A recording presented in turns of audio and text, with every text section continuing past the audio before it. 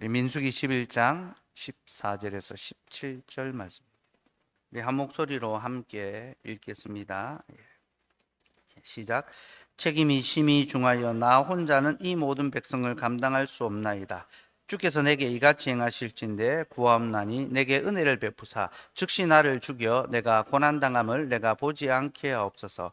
여호와께서 모세에게 이르시되 이스라엘 노인 중에 내가 알기로 백성의 장로와 지도자가 될 만한 자 70명을 모아 내게 데리고 와 회막에 이르러 거기서 너와 함께 서게 하라. 내가 강림하여 거기서 너와 말하고 내게 임한 영을 그들에게도 임하게 하리니 그들이 너와 함께 백성의 짐을 담당하고 너 혼자 담당하지 아니하리라. 아멘. 지난주에 이어서 백성들의 불평과 원망을 하나님께서 어떻게 해결하시고 위로하시는가, 그 부분을 살펴보려고 합니다. 특별히 우리가 지난주에 백성들도 불평하듯이 직분자도 불평한다라는 것을 살펴보았습니다. 여러분, 직분자도 연약한 인생이기에 그에게 과도한 짐이 부과될 때, 또 백성들의 불평과 원망을 마주하게 될 때 그 역시 불평하고 원망할 수밖에 없습니다. 모세도 마찬가지죠. 14절에 책임이 심히 중하여 나 혼자는 이 모든 백성을 감당할 수 없나이다. 모세가 하나님을 향하여, 하나님, 내가 그들을 낳았습니까? 내가 그들의 아버지입니까? 어찌하여 나에게 이렇게 수고하게 하시고 나로 고통하게 하시나이까? 원망하고 불평하는 자들을 돌아보게 하시나이까? 탄식했습니다. 그리고 심히 중함으로 무겁다라는 거죠. 이 심히 중하다라는 말은 이스라엘 백성들이 애굽에 있을 때 애굽 사람들이 바로가 그들에게 짐을 무겁게 부과했을 때, 지금 모세가 자신에게 주어진 목양의 짐을 무거운 짐으로, 애굽의 앞지 아래 백성들이 고통했던 것처럼, 하나님, 내가 이 짐에 짓눌려 있나이다. 나 혼자는 할 수 없습니다. 원망하고 불평하고 탄식했습니다. 그리고 그가 뭐라고 합니까? 자기를 죽여달라는 거죠. 즉시 나를 죽여 내가 고난당함을 내가 보지 않게 없었어. 나를 이렇게 괴롭게 하시려고 나를 죽이십시오. 그러니까 이 말은 한국말로 완곡하게 표현됐다 했습니다. 원어는 굉장히 강력하게 하나님 앞에 나를 죽이십시오. 하나님, 이러려면 차라리 나를 죽이십시오. 당장 즉시 죽여달라고 그렇게 하나님 앞에 항변했습니다. 모세의 이 고백은 엘리야의 고백과 일맥상통하죠. 그렇죠? 열왕기상 19장에서 엘리야 역시 하나님 앞에, 하나님, 내가 여호와를 향하여 열심히 특심하였는데 이제 나만 홀로 남았나이다. 자기 혼자 남았다는 고백을 하면서 지금 내 생명을 거두시옵소서, 취하여 달라고, 나를 데려가 달라고 그렇게 고백했습니다. 여기서 나만 홀로 남았다라는 것은요, 함께 하나님의 백성들을 돌아볼 선지자들이 이제 아무도 없다라는 것입니다. 엘리야 외에는 아무도 없다. 그래서 홀로 남겨진 직분자, 백성들은 아직도 참 좌우를 분별치 못하고 진리를 알지 못하고 하나님의 길을 따르지 않습니다. 근데 혼자서 그들을 인도해 가고 이끌어 가야 한다는 것. 혼자 남은 직분자는 탄식하게 되고 한숨 짓게 되고 자기의 생명을 거두어 달라고 하나님 앞에 그렇게 불평하게 됩니다. 여러분, 아무리 대단한 사람이라 하더라도요, 혼자서는 할 수가 없습니다. 혼자 수고하면 그 사람은 반드시 지치게 되어 있습니다. 번아웃, 그죠? 불타올라서 아웃되는 거죠. 그죠? 누구도 혼자서 살 수 없다는 것을 기억해야 됩니다. 특별히 여러분, 목회자의 탈진이 참 우리 시대에, 성도들도 많이 탈진하고 또 힘들다고 하는데 목회자의 탈진도 참 많습니다. 근데 여러분, 목회자가 아프고 힘들면요, 교회가 결국은 손해를 볼 수밖에 없거든요. 성도들이 목자 없는 양처럼 유리방황하게 되거든요. 그래서 목회자가 잘 회복하고 건강하게 다시 돌아오기를 기도해야 되고, 여러분의 목회자가 지치지 않도록 건강하게 잘 사역을 감당할 수 있도록 기도하고 협력할 수 있어야 합니다. 여러분들이 목사를 청빙할 때 이것을 서약합니다. 담임 목사를 청빙할 때 성도들의 서약이 있습니다. 저를 전임 목사로 청빙했고 훗날 당회가 세워지면 저를 위임 목사로 또 청빙할 텐데, 그때 제가 마음에 안 들면 이제 청빙 안 하시면 돼요. 다른 분을 청빙하면 되고, 그럼 저는 이제 자유롭게 저 하늘을 근데 어쨌든 목사를 청빙할 때 그 예식 가운데 서약이 있습니다. 성도들이 이렇게 서약하도록 질문합니다. 사망 같이 읽읍시다. 시작. 목사가 수고할 때 위로하며 여러분들을 가르치고 인도하며 신령한 덕을 세우기 위하여 진력할 때 도와주기로 서약합니까? 네. 여러분들은 서약을 하고 저를 담임 목사로 받았습니다. 위로하고 또 그가 수고할 때 도와주기로. 이 협력자들이 되셔야 됩니다. 사람이 혼자 있는 것이 좋지 못하다 했죠. 하나님의 나라는 혼자서 이룰 수 없습니다. 함께 이루어 가야 합니다. 그러면 위로하고 도와주는 것이 무엇인가? 사항. 사항 읽읍시다. 여러분은 같이 읽읍시다. 시작. 여러분은 땡땡땡씨를 본교회 목사로 재직 중에 한결같이 약속한 그 생활비를 어김없이 지급하며 주의 도의 영광이 되고 목사에게 안위가 되도록 모든 요긴한 일에 도와주시기로 서약합니까? 그 생활에 필요한 생활비를 어김없이 지급하고 하나님의 도의 영광이 되고 목사에게 안위, 목사에게 위로가 되도록 모든 요긴한 일에 도와주기로 서약합니까? 여러분, 우리는 함께 도와주기로, 함께 협력하기로 서약하고 약속한 자들. 부부가 결혼할 때 서약하는 것처럼, 남편과 아내를 향하여 서약하는 것처럼 목사와 성도는 서약합니다. 목사는 성도를 향하여 전심전력 가르치고 돌아보기에 힘쓸 것을 약속하고, 성도들은 그가 수고할 때 그를 위로하고 그를 도와주고 그의 안위를 책임질 것을 서약합니다. 여러분, 우리는 함께 서약했잖아요. 그래서 여러분, 우리는 구계명 지켜야 됩니다. 거짓 증거하지 마라. 이게 서약한 자들에게, 고백한 자들에게, 우리는 함께 신앙을 고백한 자들이고 우리는 그 고백을 따라 서로를 지켜줘야 되고 서로의 명예를 존중해 주어야 됩니다. 여러분, 오늘날 한국교회 안에서 참 비극, 아픈 일이죠. 목사는 성도들 욕을 합니다. 교회를 끊임없이 원망하고 불평합니다. 성도들은 끊임없이 목사님에 대해서 원망합니다. 서로 그죠. 서로가 좋아서 목사로 청빙을 하고 또 그 교회 목사로 부임을 했음에도 불구하고 서로를 향하여 부족함과 아쉬움과 불평만 늘어놓게 되는 거죠. 그렇죠? 구계명을 어기는 것입니다. 여러분, 우리가 서로 서약한 대로 잘 지켜주고 도와줄 수 있으면 좋겠습니다. 모세가 지쳐 탄식할 때 하나님께서 그에게 위로를 주십니다. 하나님의 해결책이 무엇입니까? 16절, 17절 말씀 같이 읽읍시다. 시작. 여호와께서 모세에게 이르시되 이스라엘 노인 중에 내가 알기로 백성의 장로와 지도자가 될 만한 자 70명을 모아 내게 데리고 와 회막에 이르러 거기서 너와 함께 서게 하라고. 내가 강림하여 거기서 너와 말하고 내게 임한 영을 그들에게도 임하게 하리니 그들이 너와 함께 백성의 짐을 담당하고 너 혼자 담당하지 아니하리라. 모세가 하나님 앞에 하나님 혼자서는 이 책임이 심히 중하여 감당할 수 없습니다 하니까 뭐라고 합니까? 내가 너와 함께 백성의 짐을 담당할 자들을 세울 것이고 너를 혼자 담당하지 않게 할 것이다. 여러분, 우리 하나님은요, 우리를 혼자 있지 않겠다고 약속해 주셨습니다. 하나님 나만 홀로 남았습니다 할 때 엘리야에게 하나님 뭐라 하십니까? 엘리사에게 기름을 부으라고 하죠. 너 혼자 아니다. 내가 너를 도와 함께 수고할 직분자를 세우노라.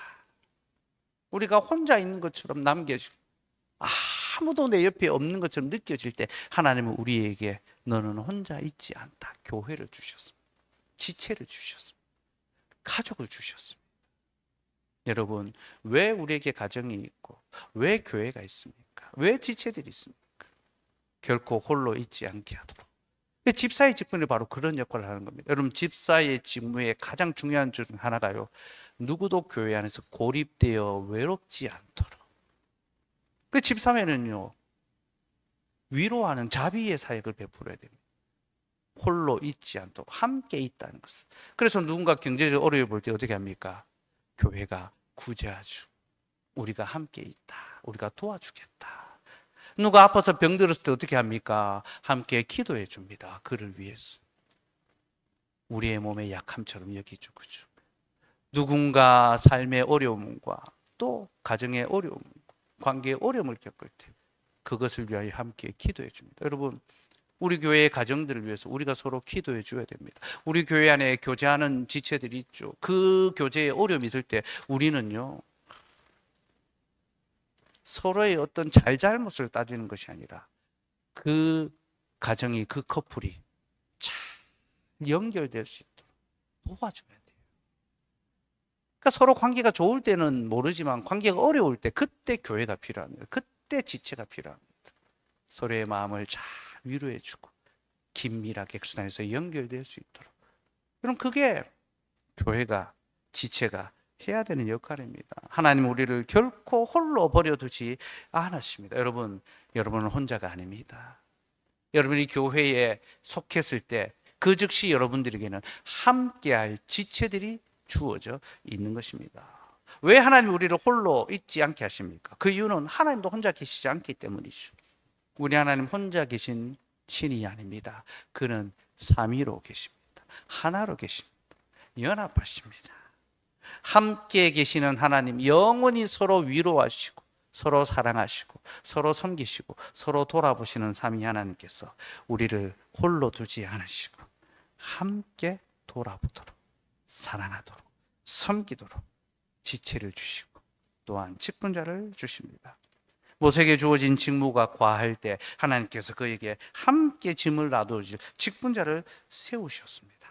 그래서 그로 짐을 나누어지게 하셨죠. 여기서 혼자 지지 않게 하겠다, 이 말은요, 무거운 걸 들어 올릴 때 혼자 들지 않고 같이 들도록, 여러분, 짐을 진다라는 것은 함께 들어 올리는 것을 의미합니다. 우리는 같이 들어 올려야 합니다.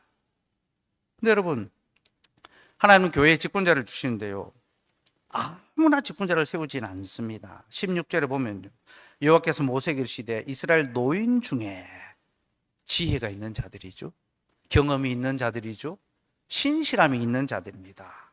그럼 나이가 든다는 것은요, 그리스도인으로서 나이가 든다는 것은요, 지혜가 있고 신실하고 온유한다. 우리가 나이가 들어갈 때요, 그런 모습들이, 젊을 때는 쉽게 흥분합니다. 분노합니다. 책망합니다. 참지 못합니다. 나이가 든다는 것은요, 화를 그치고 인내하고 기다리고 그래야 되는데 나이가 들수록 화가 더 작은 일에 막 참지 못하고 막 그럴 수 있어요. 인간적으로는요, 나이가 들수록 자꾸 또 분노가 막 치밀어 올 수 있습니다. 그러나 신앙적으로는요, 나이가 든다는 것은 더 인격적으로, 더 온유하고 더 신실해져야 된다. 여러분, 작년 여러분, 나이가 들어가시는 여러분, 더 온유하십시오.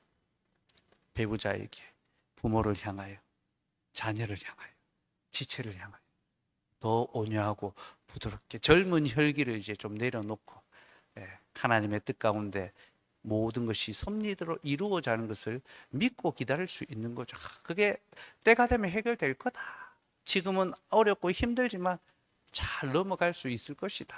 이제 그런 마음을 좀 가져야 됩니다. 근데 노인이라고 그냥 지도자가 되는 것은 아닙니다.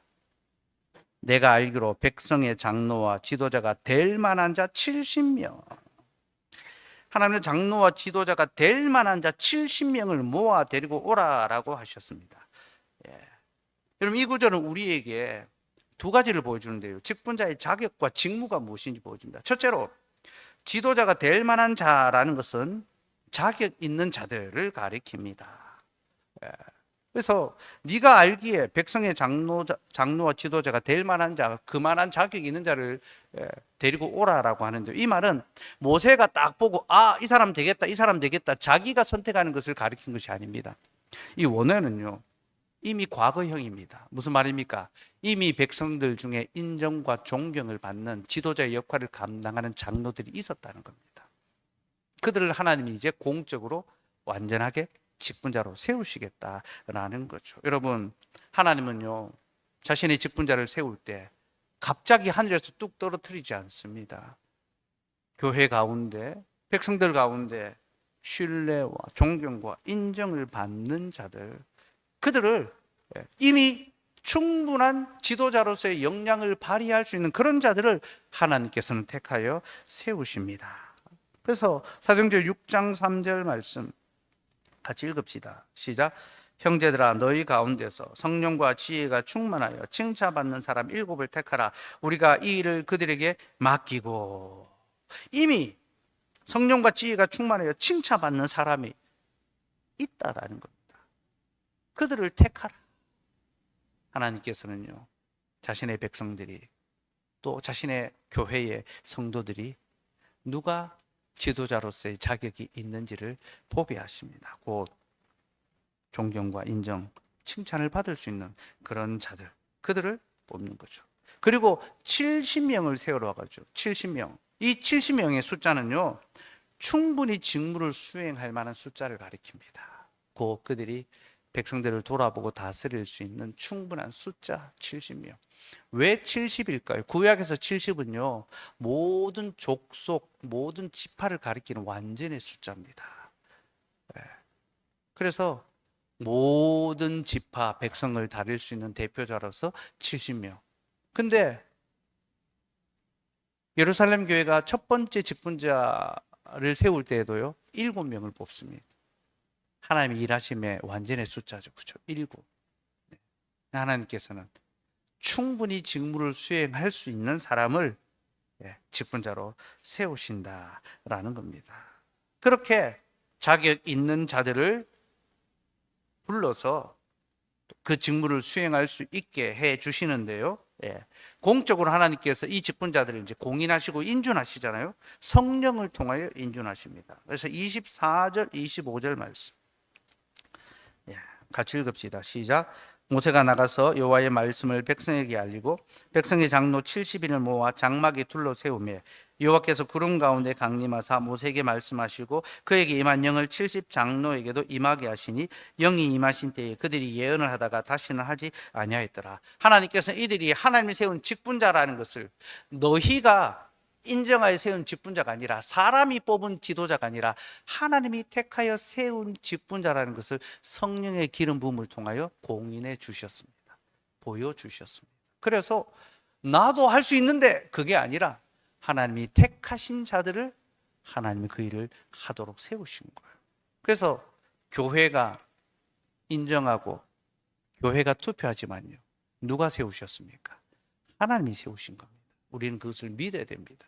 그리고 하나님께서는 자신이 세웠다는 것을 가시적으로 보여주기 위하여 그들에게 성령을 부어주고 그들로 예언하게 하셨습니다. 그래서 직분자들은 성령 충만한 가운데 예언할 수 있어야 합니다. 그럼 여러분, 예언한다는 것이 무엇을 의미할까요? 성경에서 예언한다라는 말은요, 이상한 환상을 말하고 방언을 말하고 그런 것을 가리는 것이 아닙니다. 성경에서 말하는 예언은 언제나 하나님의 계시의 말씀과 연결되어 있습니다. 곧 그들이 하나님의 말씀에 지혜가 있고 그 말씀으로 백성들에게, 성도들에게 권면할 수 있는 것, 하나님의 말씀에 대해서 가르쳐 줄 수 있는 지식이 있는 자들이 바로 성령의 지혜가 충만한 자들입니다. 디모데전서 3장 9절 말씀 같이 읽읍시다. 시작. 깨끗한 양심의 믿음의 비밀을 가진 자라야 할지니. 깨끗한 양심의 믿음의 비밀을 가진 자라야. 믿음의 비밀이 무엇입니까? 하나님께서 우리를 향하여 행하신 그 구속의 사역, 계시의 그 말씀의 사역을 잘 깨닫고 이것을 고백하고 이것을 전하고 이것으로 성도들을 권면하고 위로할 수 있는 사람, 하나님의 뜻을 하나님의 말씀으로 위로할 수 있는 사람이 성령의 지혜에 충만한 자라는 거죠. 그리고 깨끗한 양심은 무엇입니까? 이것은 경건의 삶이죠. 신실하고 정직하고 경건한 삶을 살아가는 것. 여러분, 이것이 바로 직분자의 자격입니다. 그 직분자는 말씀의 지혜와 지식이 있어야 합니다. 그리고 그는 경건의 삶이, 거룩한 삶이 있어야 합니다. 하나님께서는 그런 자들을 통하여 자신의 교회를 돌아보게 하십니다. 여러분, 우리 교회에 이런 직분자들이 세워질 수 있기를 소망합시다. 내년에 교회 10주년인데요. 10주년에 최고의 선물이 사실은 직분자가 세워지는 거 쉬어야 합니다, 여러분. 하나님의 교회를 잘 세워갈 수 있는 직분자들. 그 때가, 그 방법이 언제일지 우리가 기도하며 기다려야 되겠지만 하나님께서 우리에게 좋은 직분자를 세워 주시도록 기도하고, 그것을 통하여 이 교회가 더욱 든든하게 말씀의 기초 위에 서가고 사랑의 공동체로 누구도 홀로 있지 아니하고 모두가 함께 있을 수 있도록. 여러분, 저 혼자 모두를 다 챙길 수 없잖아요, 그렇죠? 그래서 혼자 고립되지 않도록 옆에 있어줄 수 있도록 돌아볼 수 있도록 좋은 직분자들을 우리가 소망하고 세워가야 합니다. 근데 여러분, 그 전에 먼저 명심해야 할 것이 있습니다. 우리 모두가 이런 직분자가 되기를 소망해야 한다는 것입니다. 여러분, 감독과 집사는요, 우리가 사모해야 되는 일입니다. 이거는 어떤 명예를 사모하라는 그런 것이 아닙니다. 하나님의 교회에 주의 일꾼이 세워지기를 소망하고 그렇게 수고하는 자로 살아가기를 소망하는 것이 성도의 바람이 되어야 된다는 것을 의미합니다. 여러분, 직분은 명예가 아닙니다. 여러분, 열심히 교회 봉사하다 갑자기 장로가 되면요, 봉사 안 하고 판단하고 결정하는 일만 합니다. 그렇지 않습니다. 여러분. 더 많이 섬기고 봉사하는 것이 직분이죠, 그죠? 예. 그래서 우리 모두가 이런 직분자가 되기를 소망해야 됩니다. 성령의 지혜, 말씀의 지식이 있고, 생활의 순결, 거룩한 삶을 살아가기를 소망해야 됩니다. 그리고 우리는 우리 모두가 이미 교회의 직분자가 되었다는 것을 기억해야 합니다. 여러분, 성도라는 말이 무엇입니까? 주님의 교회를 함께 세우기 위하여 부름받은 직분자라는 것입니다. 여러분, 성도가 직분이라는 걸 기억하십시오. 우리는 그리스도인들입니다. 우리는 다 직분자로 부름받았고 우리는 다 주의 교회를 세우기 위하여 부름받은 자들입니다. 그래서 우리는 그리스도 예수 안에서 함께 지어져 가야 하며 이것이 우리를 부르신 하나님의 뜻입니다. 그렇게 함께 지어져 가기 위해서 우리가 반드시 해야 될 것이 있습니다. 함께 짐을 나누어 지는 거죠. 서로 짐을 나누어지는 것입니다. 갈라디아서 6장 2절 말씀 같이 읽읍시다. 시작. 너희가 짐을 서로 지라 그리하여 그리스도의 법을 성취하라. 여러분, 우리가 짐을 서로 지는 것이 그리스도의 법을 성취하는 것입니다. 그리스도의 뜻을 이루는 것입니다. 그리스도의 교회를 세우는 것입니다. 그러므로 여러분, 각자 자기의 짐만 지지 말고 서로의 짐도 함께 나누어 집시다. 우리가 져야 될 짐이 무엇일까요? 세 가지로 설명드리겠습니다. 첫째는 기도의 짐입니다. 우리는 서로를 위하여 기도하는 짐을 함께 져야 합니다. 기도는 서로 협력하고 서로 위로하는 방편입니다. 여러분, 자기를 위해서, 자기의 가정을 위해서만 기도하지 말고 서로를 위하여, 교회의 가정과 자녀들을 위해서 함께 기도하고 격려합시다. 둘째는 물질의 짐을 나누어야 합니다.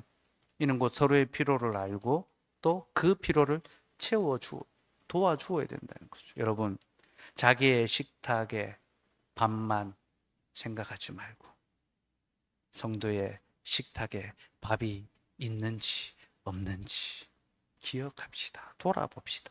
교회는 함께 떡을 먹는 공동체고 그 떡을 서로 나누어 먹는 공동체입니다. 우리는 그리스도의 식탁에 참여하기 때문에 서로의 식탁에도 함께 참여하고 서로 도와야 합니다. 셋째는 섬김의 짐을 함께 져야 합니다. 이는 곧 우리가 서로 교회를 위하여 봉사하고 수고해야 되는 것. 이 교회를 세워가는 일에 있어서 시간과 물질과 몸과 마음을 함께 모아야 된다라는 거죠. 그래서 교회에 필요가 있을 때 함께 합심하는 거죠. 우리가 이사할 때 모두가 다 나와서 같이 이사하고, 청소할 때 같이 청소하고,